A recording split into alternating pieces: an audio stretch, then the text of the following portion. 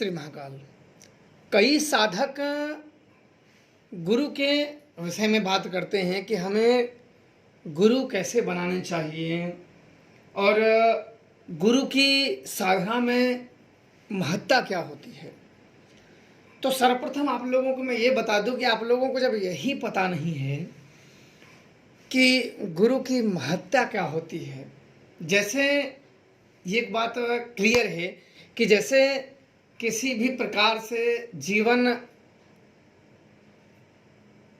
उत्पन्न होने के लिए माता पिता की जो भूमिका होती है, वही तंत्र मंत्र और ईश्वरी मार्ग में गुरु की आवश्यकता होती है। आप लोग ये भली भांति जानते हैं कि तंत्र के क्षेत्र में गुरु का क्या योगदान है। बिना गुरु के ज्ञान नहीं, बिना हरि के ध्यान नहीं। पहले गुरु, तब जब गुरु मिलेगा तब आपको ज्ञान होगा, और जब ज्ञान होगा तब हरि मिल जाएंगे, हरि भी मिल जाएंगे और ध्यान भी मिल जाएगा, दोनों ही। इसलिए गुरु सर्वोपरि हैं। और कई लोग यह पूछते हैं कि जिनके गुरु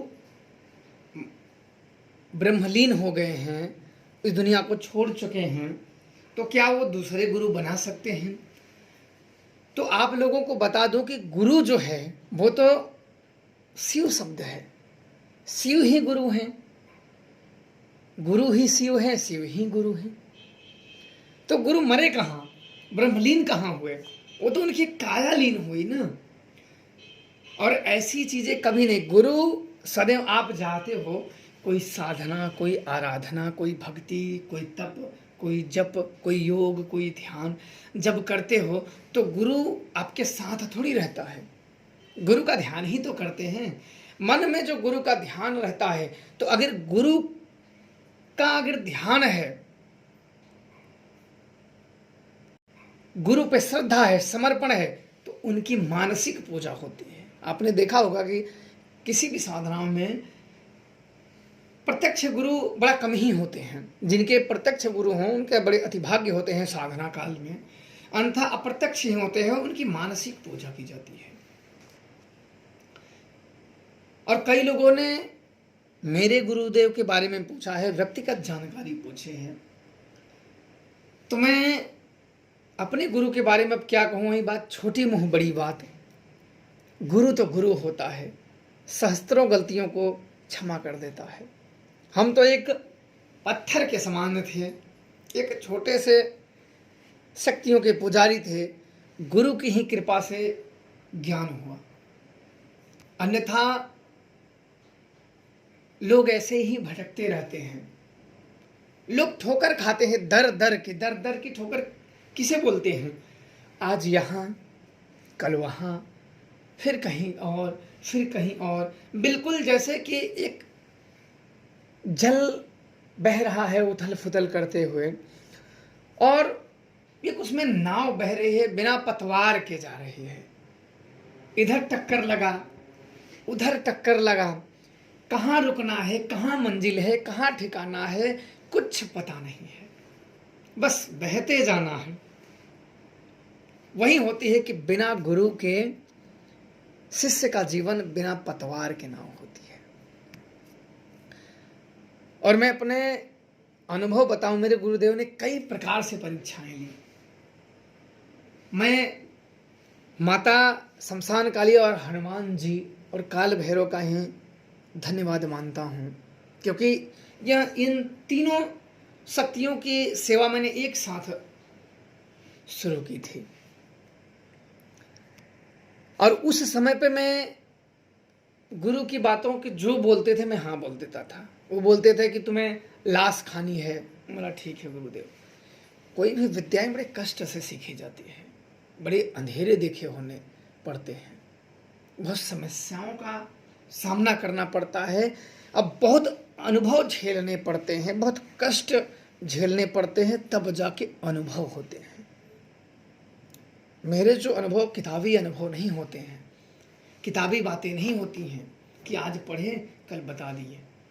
वो वर्षों के अनुभव होते हैं, वर्षों के मेहनत किए हुए होते हैं, जा के लोगों को किए होते हैं, करना पड़ता है, ठीक करना पड़ता है, जानना पड़ता है। कहीं जस कभी अपजस, कई कई कामों में ना आप लोग जानते हो, कोई पुण्य में ना पुण्य जल्दी नहीं लगता है, ब्रह्म हत्या जल्दी लग जाता है। कई ऐसे कामों में अच्छे, कभी कभी अच्छे काम के भी पूरे परिणाम झेलने पड़ते हैं। और जो ये जान के भी करते हैं वही शांति पाते हैं। अन्यथा ये संसार ऐसा है कि माया आपको भटकाने का अवसर खोजता रहता है। मेरे गुरुदेव बताए थे कि जब मैं उनकी पूजाएं करता था, जब वंदना करता था, तो बोले कि तुम गुरु भक्ति, शिव भक्ति और इन शक्तियों की भक्ति सदैव करना, अन्यथा ये माया जो है ना लोगों को भटकाने का अवसर खोजता रहता है। मैंने बोला कैसे गुरुजी ये माया, क्योंकि मैं उतना जान, आप लोग तो मेरे से बहुत ज़्यादा जानकार हैं। आप लोग तो चाहे नेट के माध्यम से, चाहे यूट्यूब के माध्यम से, चाहे जैसे माध्यम से, उस समय की बात तो आप लोगों से, तो मैं, आप समझो कि इस समय पे किसी के गुरु भी ना हो ना, वो मेरे से 100% ज़्यादा तेज था, मैं उससे इतना कम था। कि आप लोग तो ये भी पता है कि क्या देवता हैं, क्या शक्तियाँ हैं। हमें तो सिर्फ ये था कि जो गुरु दे दें बस वही हमारे लिए ठीक है। वो बोलते लक्कड़ पे बैठ जाओ तो हम लक्कड़ पे बैठ जाएंगे, वो पेड़ पे बोलेंगे साधना करने, हमें पेड़ पे आए ना आए उससे हमें लेना देना नहीं, बस गुरु की जो आज्ञा है हम वो मान लेंगे। ये नहीं कि गुरु की हमने आज्ञा की अवहेलना किया।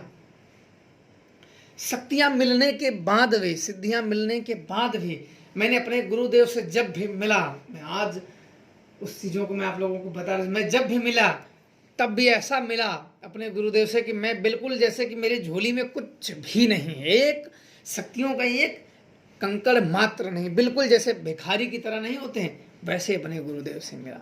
और मेरे गुरुदेव सदैव मुझ पर प्रसन्न रहते थे, आशीर्वाद सदैव देते रहते थे कि जाओ तुम्हारा कल्याण होगा। तो इसलिए गुरु सेवा सर्वोपरि होती है। आज तो देखो तंत्र के नाम पे लोगों को मूर्ख बनाया जा रहा है, लोगों को लूट रहे हैं, लोगों के जीवन में अनेकों अनेक समस्याएं उत्पन्न कर रहे हैं। ना तो गुरु का पता है, साधना का मार्ग नहीं पता, सिखाने वाले को भी नहीं पता, बस अड्ड बड्ड पूजा करे जा रहे हैं। और लोग समझने के लिए भी तैयार नहीं, उनकी बस लालच से पूरे हो, उनकी इच्छाएं पूरी हो। वो जब तंत्र में पैर रखते हैं ना, तो तंत्र में देवी देवताओं के पूजा के लिए भी पैर रखते हैं और अपने अंदर अनेकों कामनाएं लिए हुए भी पैर रखते हैं। और उन तंत्र द्वारा उन गुप्त कामनाओं की पूर्ति करने की भी इच्छा रखते हैं कि हमारी वो जो गुप्त कामनाएं हैं, जो उनकी कामनाएं हैं, जो अपने सांसारिक वस्तु से वो लेना चाहते हैं, वो इतने जोर से उसको पकड़े रहते हैं कि उसे छोड़ नहीं पाते हैं। और माया तो अवसर खोजती रहती है भटकाने की, कि कब अवसर मिले और कब तुम्हें ले जाए। क्योंकि आध्यात्मिक मार्ग में मैंने कई ऐसे उच्च उच्च लोगों को देखा है कि उनको ज्ञान तो मिला लेकिन वो रुक नहीं पाए और माया उनको ले चली। मैंने देखा और फिर बड़ा मुझे आश्चर्य होता है कि बाप रे, ऐसी ऐसी चीजें कि वो व्यक्ति बिल्कुल वहां पहुंच के भी, जैसे अब जैसे देवता हुआ, अब देवता का पट खुलने वाला हो, पर देवता का दर्शन होने वाला हो, और वो व्यक्ति अपने मुंह फेर के वापस लौट जाता है। और माया ऐसी बेकार चीज होती है कि एक बार भटका दिया तो फिर वो वहां नहीं लेने जाने। फिर तो अपने चीजों में कभी शत्रु, कभी लालसा, कभी इच्छा, काम, क्रोध, मोह, लोभ, ईर्ष्या, जलन, ऐसे अनेकों भ्रामक मार्ग उत्पन्न कर देती है ना कि आप उसमें उलझ जाते हो। माया आध्यात्मिक क्षेत्र में सबसे बड़ी बैरी कब होती है? मेरे गुरुदेव ने कहा कि माया आध्यात्मिक क्षेत्र में ईश्वरी काम में तब बाधा डालती है जब आपके अपने शत्रु बनने लगे। तब जान लेना चाहिए कि आपको मौन हो जाना है और सतर्क हो जाना है, क्योंकि तब हमारा परीक्षण उस माया से है। जब आपके खुद के अपने शत्रु बनने लगे और आध्यात्मिक मार्ग वाले जब शत्रु बनने लगे, तब मान लो उस माया का बहुत प्रचंड आपकी परीक्षण चल रहा है। तब आपको करना क्या है? मौन हो जाना है, शांत हो जाना है। और मैंने वहीं किया। मेरे गुरुदेव मैं कब भी जाता था, जो बोलते थे मैं वहीं कुछ ही, मतलब जैसे मैं 2 घंटा उनके सानिध्य में बैठा रहा चरणों में, तो 2 घंटा में मैं 1-2 शब्द बोल दूं तो बोल दूं, अन्यथा मैं सुनता ही रहता था। सुनता रहता था, समझता रहता था, मनन करता रहता था, और उन चीज़ों को आने के बाद मैं उन चीज़ों को उस हिसाब से करता रहता था। जैसे भूत सिद्ध करने की विधि, शक्तियों को, भूत पकड़ने की विधि, शक्तियों को बुलाने की विधि, इनसे कहीं भी जानकारी एकत्रित करने की विधि, इनको सिद्ध करने की विधि, शमशान जागरण, बेताल जागरण, भूत जागरण, अन्य प्रकार की जो ज्ञान है उनको मैं समझता था। और आने के बाद एक एक करके उन साधनाओं को, उन चीज़ों को मैं करता था, क्योंकि बिना अनुभव के ऐसे हवाबाजी तो कर नहीं सकते हो। क्योंकि जब किसी को ज्ञान बताए जाते हैं तो उस ज्ञान पे कई लोगों का जीवन निर्भर होता है। कई लोग तो उस चीज़ को कहानी समझ के भूल जाएंगे, कई काल्पनिक समझ के बोल जाएंगे, हो सकता है कुछ लोग अशब्द बोल दें, कुछ लोग उसको मान के करें, तो उन लोगों का तो जीवन उस पर दांव पे लगेगा। तो कुछ तो समझना पड़ता है इन चीज़ों में। तो इन चीज़ों को बहुत ही तंत्र के बड़े गहरे मार्ग होते हैं। आज के ज़माने में आप तो देख रहे हो, कोई भी व्यक्ति होता है, अब कैसे भी करके अपना कुछ भी कर लें, अब उसके पीछे कौन है, पप्पू है कि पादरी है, कौन है, कौन जानता है। और माया भी बड़ी खतरनाक है। और इन चीज़ों में एक चीज़ और बहुत बुरी चीज़ है कि शक्तियों के नाम पे भूत भी आ जाते हैं। लोगों को शक्तियाँ पूजते रहो, बोलेंगे जैसे आप भैरव को पूज रहे हो, हाँ वो आ जाएंगे आपके ऊपर, बोलेंगे हाँ मैं भैरव हूँ। वो रहेगा प्रेत, लेकिन भैरव का नाम बोल देगा।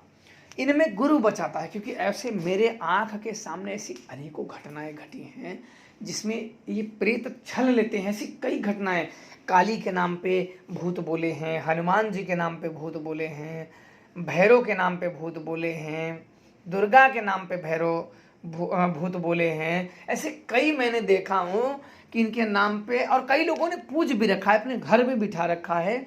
शुरू में तो सब ठीक रहता है, बाद में परिणाम बहुत बुरा हो जाता है। परिणाम इनका कब होता है भूतों को, कि आपके शत्रु की संख्या अधिक बढ़ने लगेगी, शत्रु की संख्या अधिक बढ़ने लगेगी, और आपके चापलूस जो आपको अहंकार को वृद्धि कर दें, ये अधिक बढ़ने लगते हैं। चापलूस किसे कहते हैं? जब आपके अभिमान में, अहंकार में वो वृद्धि करने लगे, उसको बढ़ाने लगे, उसको पुश करने लगे। तो बहुत ऐसी बातें हैं, आप लोग समझ जाइए, अपने अपने राय जरूर देना। जय श्री महाकाल।